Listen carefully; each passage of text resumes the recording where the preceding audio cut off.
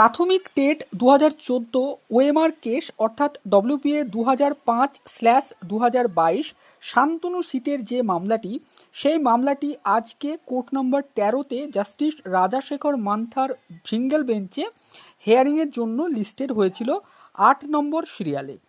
তো এই মামলাটির আজকে হেয়ারিং হয়েছে এবং সেই হেয়ারিং থেকে অনেকগুলো আপডেট উঠে এসছে। তো আজকে এই মামলার কি কি আপডেট উঠে আসলো, কি কি বিষয় জানতে পারলাম, সেই সমস্ত বিষয়গুলো নিয়ে আপনাদের সাথে এই ভিডিওতে আলোচনা করার চেষ্টা করব। অনুরোধ করব আপনারা এই ভিডিওটি পুরোটা দেখবেন। দেখুন, প্রাথমিক এই টেট 2014-এর ওএমআর যে মামলাটি, এই মামলাটি জাস্টিস অভিজিৎ গঙ্গোপাধ্যায়ের এজলাসে হয়েছিল এবং তারপরে তিনি এই মামলায় সিবিআই তদন্তের নির্দেশ দেন। তারপরে এই মামলা বেঞ্চ বদল হয়ে জাস্টিস রাজাশেখর মান্থার বেঞ্চে আসে এবং জাস্টিস রাজাশেখর মান্থা এই মামলায় বেশ কতগুলো শুনানি করেছিলেন আগে এবং তিনিও কিন্তু একটি গুরুত্বপূর্ণ নির্দেশ মে মাসে দিয়েছিলেন। সেখানে তিনি অনেকগুলো প্রশ্ন পর্ষদের কাছে জানতে চেয়েছিলেন যে এই যে ওএমআর বিষয়ে যে জটিলতাটা তৈরি হয়েছে, কিছু প্রার্থী অভিযোগ করছেন যে ওএমআর নেই এবং সত্যি করেই দেখা যাচ্ছে যে অরিজিনাল ওএমআর সিট পর্ষদ নষ্ট করে দিয়েছে, তাদের কাছে নেই, কোনো স্ক্যান কপিও নেই। তাদের কাছে যেটা রয়েছে সেটা হচ্ছে ডিজিটাল ওএমআর সিট। এই ডিজিটাল ওএমআর সিটকে কিন্তু এডিট করা যায়। তার ফলে বিচারপতি অনেকগুলো প্রশ্ন সিবিআইকে রেখেছিলেন, পর্ষদের কাছে রেখেছিলেন, যারা মামলা করেছিলেন তাদের কাছেও রেখেছিলেন। তো এই প্রশ্নগুলোর উত্তর বিচারপতি জানতে চেয়েছিলেন পূর্বের অর্ডার দিয়ে। এবার যে বিষয়টা, আজকে জুলাই মাসের 2 তারিখে এই মামলাটা যখন হেয়ারিংয়ের জন্য ওঠে, তখন কোর্টের মধ্যে যে বিষয়গুলো নিয়ে আর্গুমেন্ট হয়েছে তার মধ্যে বিচারপতি মূলত সিবিআইয়ের কাছে বারংবার একটি বিষয় আজকে জানতে চাইছিলেন। সেই বিষয়টি কি? বিচারপতির প্রশ্ন যে হার্ড ডিস্কগুলোতে original OMR sheet scan copy রাখা হয়েছিল, সেই হার্ড ডিস্কটা কি মানে সিবিআই সিজড করতে পেরেছে কি পারেনি? অর্থাৎ টেট 2014-র যে ওএমআর সিট, যেটা অভিযোগ যে এই ওএমআর সিটটাকে নষ্ট করে দেওয়া হয়েছে এবং সেটা সত্যি ওই ওএমআর সিটটা নেই, আর কোনো স্ক্যান কপিও নেই, সিবিআইও কোনো স্ক্যান কপি উদ্ধার করতে পারেনি এখনও অবধি। তো বিচারপতির প্রশ্ন হচ্ছে যে এই ওএমআর সিটগুলো তো স্ক্যান করা হয়েছিল, এমনটা তো সিবিআই তদন্ত থেকেও জানা যাচ্ছে এবং পর্ষদও বলছে। তাহলে এই যে ওএমআর সিটগুলো স্ক্যান করে তো কোনো একটা ডিভাইসে বা হার্ড ডিস্কে বা কোনো একটা সার্ভারে রাখা হয়েছিল, তাহলে সেইখান থেকে যদি সেটা নষ্টও করা হয়, তাহলে সেই সার্ভার বা সেই হার্ড ডিস্ক এগুলো কোথায়? এগুলো কি সিবিআই উদ্ধার করতে পেরেছে এবং সেগুলো কি অবস্থায় সিবিআই উদ্ধার করেছে, সেইটা নিয়ে সিবিআইকে কিন্তু ডিটেলসে পরবর্তীতে একটি রিপোর্ট কিন্তু বিচারপতি চেয়েছেন বা সিবিআইকে কংক্রিটলি কিন্তু এই বিষয়টা জানাতে হবে যে এই যে হার্ড ডিস্ক, সেই হার্ড ডিস্কটা কোথায় রয়েছে, সিবিআইকে আদৌ সেটা উদ্ধার করতে পেরেছে কি পারেনি।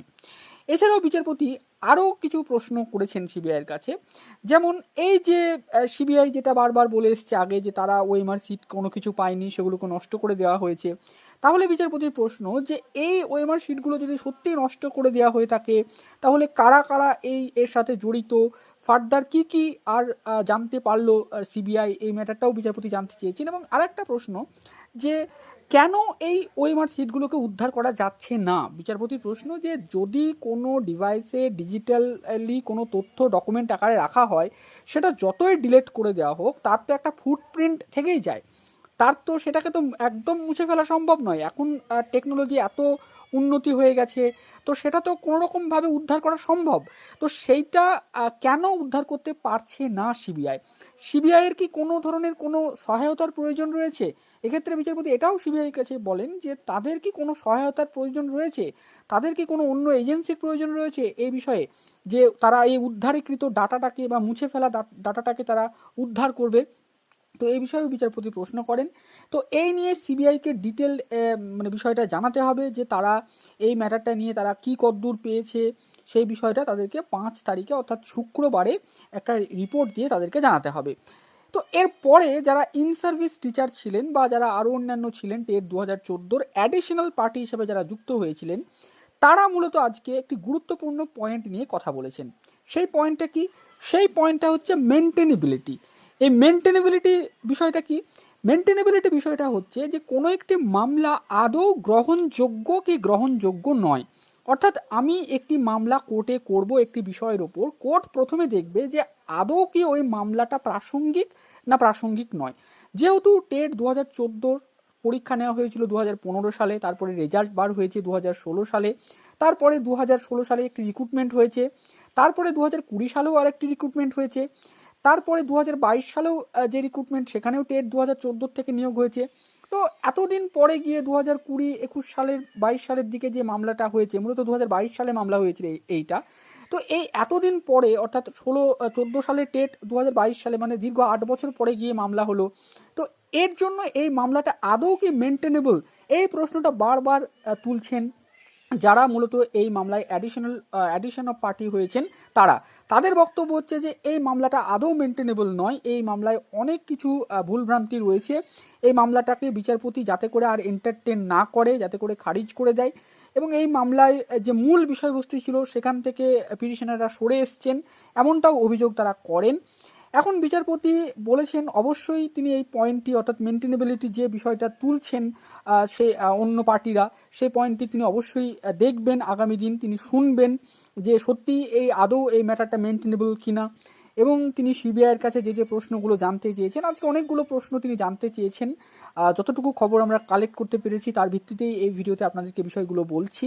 এছাড়াও আরও একটি বিষয়, যে এই মামলার যখন পূর্ণাঙ্গ একটা অর্ডার কপি বের হবে আজকের হিয়ারিংয়ের, তখন আমরা ডিটেলসে আপনাদেরকে আরও ভালোভাবে বলতে পারবো যে আজকে অ্যাকচুয়ালি কী কী অর্ডার দিলেন। আপাতত অর্থে মূলত জিস্ট যদি আমরা বলি আজকের হিয়ারিংয়ে, তাহলে সেটা হচ্ছে এইটুকুই। পরবর্তী 5/7/2024 তারিখে এই মামলাটি আবার শুনানির জন্য উঠবে স্পেশালি ফিক্সড ম্যাটার হিসাবে। তখন দেখা যাবে যে কি হচ্ছে, এবং পরবর্তীতে এই মামলার মূল হিয়ারিং জন্য আরও ডেট দেওয়া হবে পরবর্তী দিনে। তো আজকের এই ভিডিওটা এই পর্যন্ত। ভিডিওটি শেষ অবধি দেখার জন্য আপনাদের সকলকে জানাই অসংখ্য ধন্যবাদ।